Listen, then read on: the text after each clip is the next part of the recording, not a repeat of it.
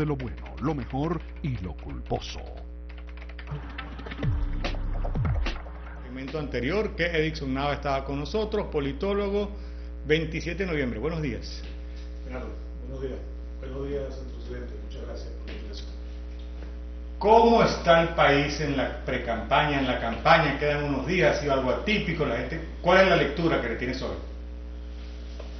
Bueno, la lectura yo creo que hay que hacerla en dos planos distintos, ¿no? Uno, el del tema del mundo político de esa campaña electoral que se está adelantando, pero otro, que es el fundamental, en el tema de cuál es el estado real que tenemos en el país y cómo podemos hacer para que este periodo sea productivo en el sentido de generar cambios positivos para el país, que es finalmente lo que la gente está esperando. El grueso de la población lamentablemente está indiferente a este proceso y es completamente entendible porque esa enorme franja de la población venezolana de diferentes grupos etarios se está enfrentando a una crisis que no tiene parangón en la historia y que incluso no tiene parangón en el continente. Entonces, bueno, ¿qué poder hacer para salir de esta realidad? Venezuela está sumergida y se ha venido sumergiendo progresivamente, digámoslo así, en un foso de desgracia, en un foso de crisis profunda, en una crisis que enerva a todos los venezolanos con justa razón. Fíjate tú, por ejemplo, una de las realidades, uno de los aspectos que se pueden mencionar: la población en edad de trabajar y en edad de producir se ha ido del país.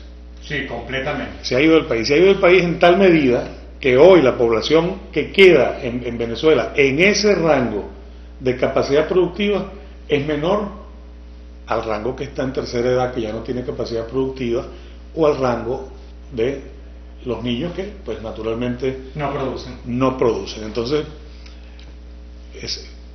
y tenemos que preguntarnos cuántos de los que quedan en edad productiva se van a seguir yendo del país en este futuro inmediato y a mediano plazo.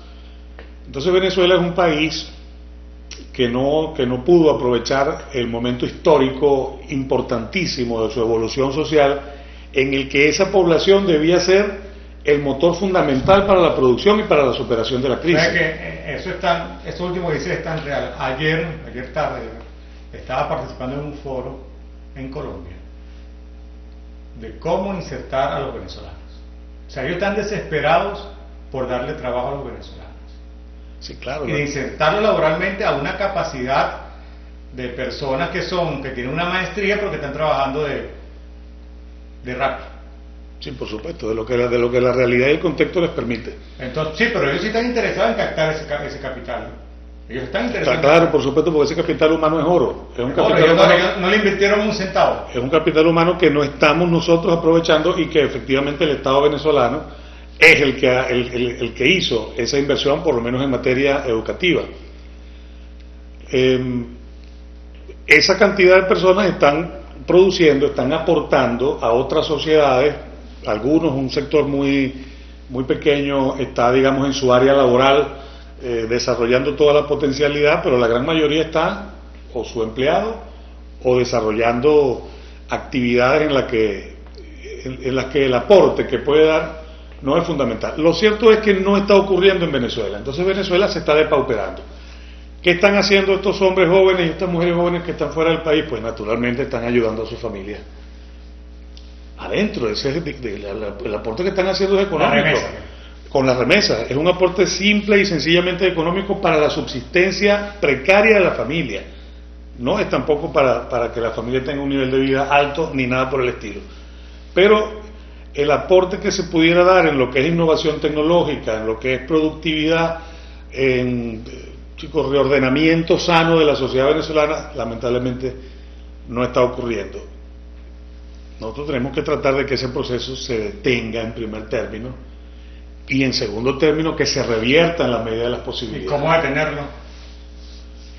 Bueno, tiene que producirse un cambio interno en el país. El país tomó por derrotero evidentemente equivocados y parecía que hay una ceguera enorme en el sentido de la necesidad de producir unos cambios fundamentales que más o menos los expertos conocen y han demarcado, digamos, las grandes rutas que hay que seguir.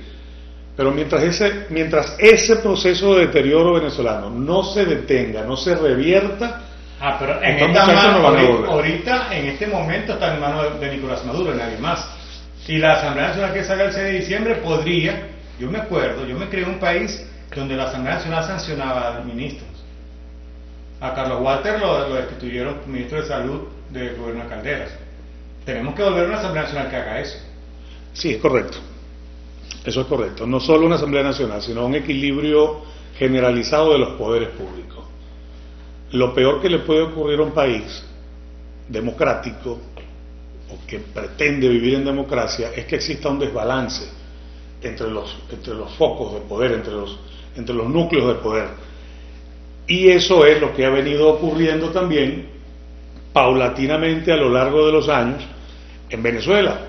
Aquí no tenemos equilibrio político, aquí tenemos prácticamente y en la realidad tangible del día a día a un solo sector gobernando, ejerciendo el poder real dentro del país y ejerciéndolo de una manera lamentablemente cruel, inhumana, equivocada, produciendo desgracia para el país. Entonces, necesariamente hay que rescatar ese equilibrio. Y ese equilibrio se rescata, o al menos estamos en la ruta de poder hacerlo, si logramos, fíjate tú, si logramos mantener, al menos en números cercanos, lo que se logró en la Asamblea Nacional en 2015. Es decir, que era una Asamblea Nacional, o es una Asamblea Nacional, porque su periodo finaliza en enero de este año que viene, en la que fundamentalmente fuerzas opuestas al Poder Ejecutivo pues están ocupando los cargos y tomando decisiones en el Parlamento. No quiero irme allá, pero ese capital se desperdició. ¿Qué hacer ahora? Mira, cualquier persona que me escuche, y con toda la razón, ¿verdad?, me puede decir, mira, vale, pero es que esa Asamblea Nacional fue torpedeada en sus funciones, fue mediatizada en sus capacidades, fue atacada desde el poder del Estado. Eso es verdad, eso es correcto. En todos los aspectos, fíjate tú, no solo nombrar un protector, que es una figura inconstitucional, en un Estado, en un municipio del país, es un abuso de poder, es un atentado contra la democracia, cuando tienes un alcalde o un gobernador. Pero ya va, aquí sacaron a Carmen Meléndez porque Maduro la necesitaba y se la llevó y chao, bórrala. Como si nada, como si la estuviera sacando de su casa, y no de una responsabilidad que... Y por cierto, no he visto todavía el primer opositor que lo critique. Fíjate tú, esa señora asumió la responsabilidad de conducir un Estado importantísimo del país, y paradójicamente, y es un tema que yo creo que debemos tocar, asumió esa responsabilidad en medio de un rechazo masivo, total y mayoritario. Es increíble. Lo rechazamos, pero lo dejamos pasar y lo dejamos instalarse en el poder, y luego nos quejamos del ejercicio del poder. Es un perro que se muerde la cola, es una lógica completamente perversa. ¿La de quién? La de ese esquema en democracia que permite que se cuelen por cualquier rendija individuos a ejercer funciones de poder que no debieran. ¿Y no debieran por qué? Porque el pueblo, cuya voz es la voz de Dios, no lo quiere, lo rechaza. Votó por Carmen Meléndez, mata claro. La gente salió y votó por Carmen Meléndez y ganó. Que el PSUV no tiene otra persona para ponerle es otra cosa. O decidió Maduro que fuese ella. ¿Sabes?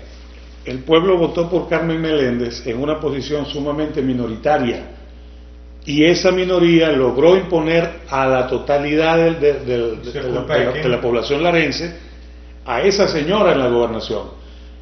¿Qué ocurre? La indiferencia de la mayoría. Por eso es muy buena esa frase que un poco más o menos dice que el problema no es lo que hacen los malos, sino lo que los buenos dejan de hacer, sin querer tampoco catalogar a nadie de bueno o malo, porque bueno, aquí todo el mundo tiene sus tejas de vidrio, ¿no? Y muchas. Claro, pero entonces no eso hay que cambiarlo. Tú no puedes tener una dirigencia opositora que le diga al pueblo que sea indiferente ante esos acontecimientos que tienen que ver directamente con la profundización de su crisis personal del día a día, o que tienen también que ver directamente con la posibilidad de superarlas. Ayer me decía una señora que no tienen esperanza con el gas, porque si que Pereira, que cuando estaba en Gaslara no funcionó, ahora el gobernador no va a funcionar. Y esa es la lectura del ciudadano de a pie. Bueno, y es una lectura correcta, porque es una lectura que tú la vives día a día. Es más, hasta la vivo día a día, que no entiendo tampoco cómo los políticos entonces se dedican a decirle a la gente, a hacerle una lista diaria de sus penurias y de sus carencias. En todo caso, se lo corresponde a ustedes como comunicadores sociales. Bueno, pero es que es tu función. Es tu función. Aunque no le guste mucho, pero como un actor social, como comunicador social, tú eres un reportero de la realidad. Ahora, el dirigente político no debiera estar dedicado a eso. A decirle todos los días a la señora, mire, usted no tiene gas, mire, usted está cocinando con leña, mire, usted no tiene gasolina. Claro, eso todos lo sabemos. Eso absolutamente todos lo sabemos. Eso sería otro programa. Queremos que me diga cómo es que lo vamos a resolver. Ese sería otro programa de analizar la narrativa opositora en este país. Sí, hay muchísima tela que cortar. Bueno, en fin de cuentas, tú al principio me hablabas, fíjate, estamos conversando aquí sobre las cosas que son visibles de la crisis. ¿Qué son las cosas más visibles de la crisis? No tengo gasolina, no tengo gas, es decir, tengo una carencia de servicios públicos básicos enorme, y tengo dificultades diarias para ir al mercado, etc. Nos queda un minuto, me están diciendo. Okay. En ese minuto, Edison Nava, sin querer ser pitonizo, por lo menos qué va a pasar o qué debe suceder la próxima semana, que ya es la final antes de las elecciones. Bueno, tenemos dos escenarios, no se puede ser pitonizo. Yo creo que lamentablemente la abstención en el proceso parlamentario va a ser muy elevada. Esa abstención, para desgracia del pueblo venezolano, va a favorecer a un sector que ha sido dañino y que lo será mucho más si la llega a ocupar. Yo creo que eso es un asunto a evitar. Y allí también se va a iniciar un proceso paralelo de una consulta nacional que ha convocado un sector de la oposición, en la que yo también creo que la participación no va a ser la esperada. Pues veamos en qué concluyen, pero yo no soy auspicioso, no soy optimista. Edison Nava, politólogo, gracias. Redes sociales antes de irnos para que la gente se pueda conectar. Twitter, @EdisonNava. Okay, nosotros nos vamos, feliz fin de semana, que Dios y la Divina Pastora nos los bendiga. Se portan bien el lunes nuevamente, 7:30 por acá por Telecentro, Canal 7, en las distintas operadoras. Pronto, nuevamente al aire, en señal abierta. Chao, chao.